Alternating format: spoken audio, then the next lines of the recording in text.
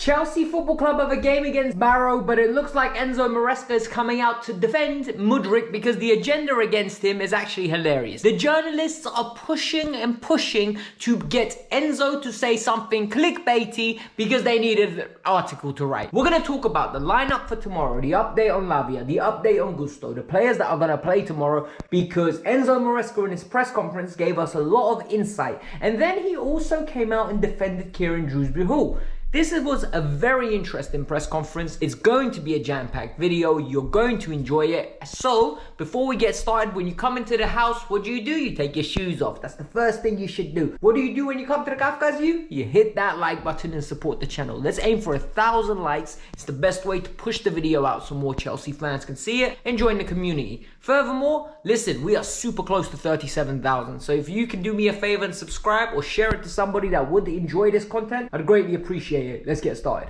First of all, there's team news from tomorrow. Number one, the team news from tomorrow is very interesting purely based on the fact that Malo Gusto is fit and available for selection. This is very important because we need a right back. Wesley Fofana struggled at right back for a centre back. He done well. For a right back, he didn't do that well. So we need to make sure that either James or Malo is fit. For me, Achimpong needs to be starting in this game. I do not want to risk a Malo. I do not want to give Malo a long extended period of game time, like around about 60, 70 minutes. I'm willing to give him 30 minutes. Genuinely give him 30 minutes, 20 minutes, get him fit and ready to go. Brighton, here we come on the weekend. A player that the game came too soon for is Romeo Lavia. Personally, I think this is them being on the cautious side. Enzo Maresca reiterated that, look, the game came too soon, but the Brighton game is the one that he should be aiming for. And he said this last week as well. He said, look, he's ready enough. However, we're aiming for the Brighton game. No need to rush him. Do not rush him if he is not 100% fit. We have got the squad depth. We have got the discipline. We have got the players in this squad at this moment in time where we don't need to rush Romeo Lavia for a game against Barrow. Next story. What Enzo Maresca said about the French players is absolutely imperative. He said, this is their opportunity to prove to me that they're ready to go here. They are going to get opportunities in the Conference League. They're going to get an opportunity in the Cup. It is imperative that they train well and they take their chances. And what was very interesting to see, the media were pushing, they were probing, they were absolutely looking for every opportunity, right, to go and get a clickbaity thing out of him. And they said, oh, Mudryk, is Mudryk going to play tomorrow? Why did Mudryk not get subbed on the left wing? And he basically said, look, Misha has been training really well. Tomorrow is a big opportunity for him, but not only him, everybody that's going to play tomorrow, there's an opportunity for them to stake a claim. Some players can't play on the weekend against Brighton because I can only pick 11, but they can make a claim. And if they don't play well tomorrow, they're not going to play against Brighton. Definitely. And for me, this is an excellent message. There's an agenda out there to make sure Mudryk starts or to get Enzo Maresca to poop on Mudryk. They don't like the fact that he's not playing because he cost a lot of money. But the reality is, someone said it in my comments below. Bro, I completely forgot about it. Pedro Neto only costs 5 million less than Mudryk. So if Mudryk plays and Pedro doesn't play, the question is going to be, why is Pedro not playing? What I think is happening here is he likes Neto. Mudryk is just someone he inherited, and he will be trying to move him on. But in the meantime, he's defending him. And I actually really respect that because he needs to. I feel sorry for the kid. Enzo gave us some names in regards to some players that are going to get an opportunity. And for me, it was very nice to hear that Carney Chukwuemeka will be in the squad tomorrow. That is a player, in my opinion, that should be ahead of Dewsbury-Hall. But you know what? He's not. It's very frustrating. I don't understand that other acquisition. Furthermore, Ben Chilwell will be in the squad as well. And I don't really understand that purely based on the fact that you wanted him to leave. Now he's part of the squad. Are you just doing it to keep the harmony and maybe give him like some minutes here and there? Because obviously, Ben's not bad enough where Barrow is not his level, right?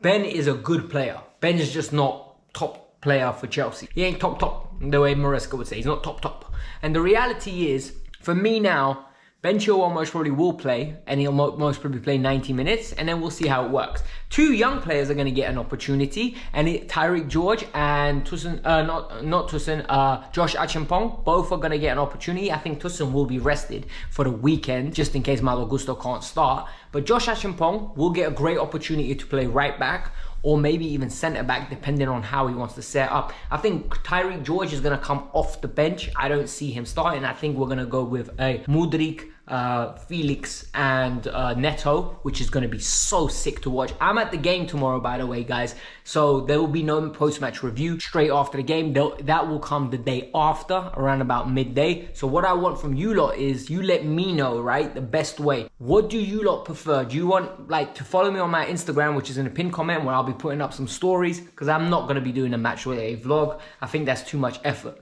Then, and I also think I don't have the expertise nor the skill set. I want to enjoy the game, I'll be honest.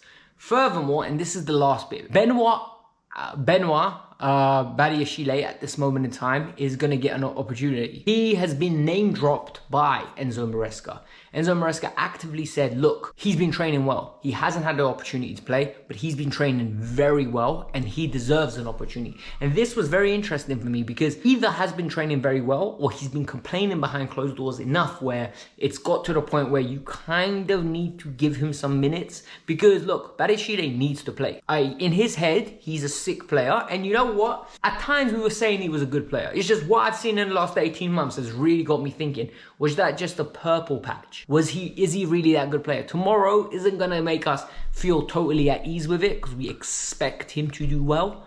But it is what it is, so we'll see. So when it comes to Kieran Dewsbury-Hall, look, I'm not his biggest fan. However, I do see the talent in the player. He's got talent. Whether it's good enough for where Chelsea want to get to, it's a different question. Enzo Maresca, on the other hand, came out and defended him.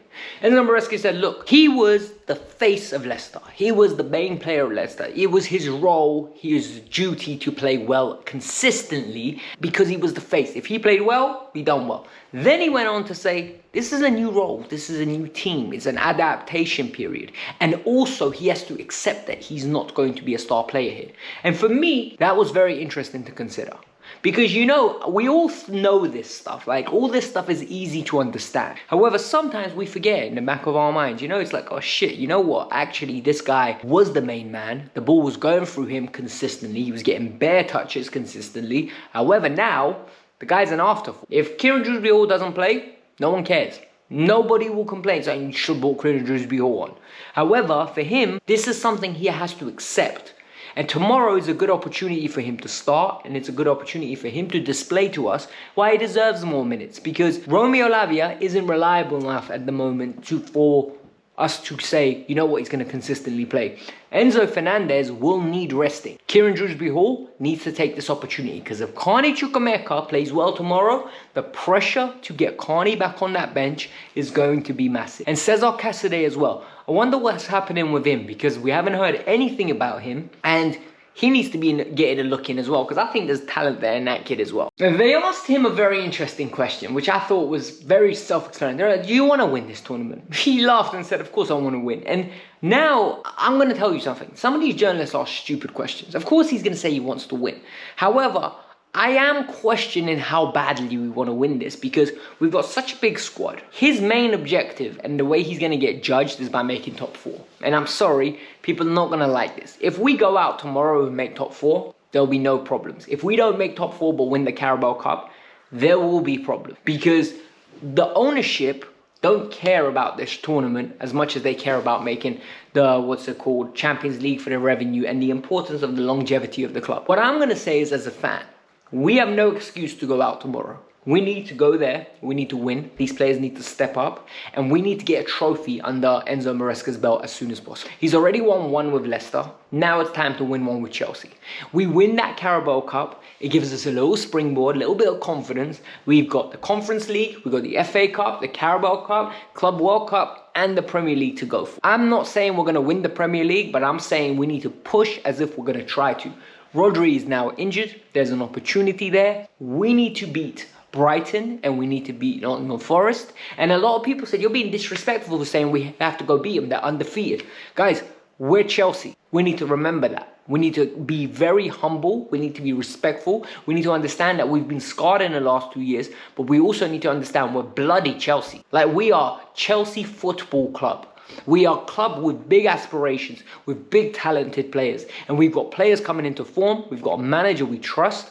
And we need to go and win tomorrow. And then we need to go and win again. And hopefully the draw is nice to us. We can rotate, we can look after our players, and tomorrow we get a nice victory. And tomorrow I will be at the bridge, so you might hear me singing through the TV because I'm going to be singing my heart out. Let's get it. I can't wait for tomorrow. Peace out. I'm out. Have a lovely day.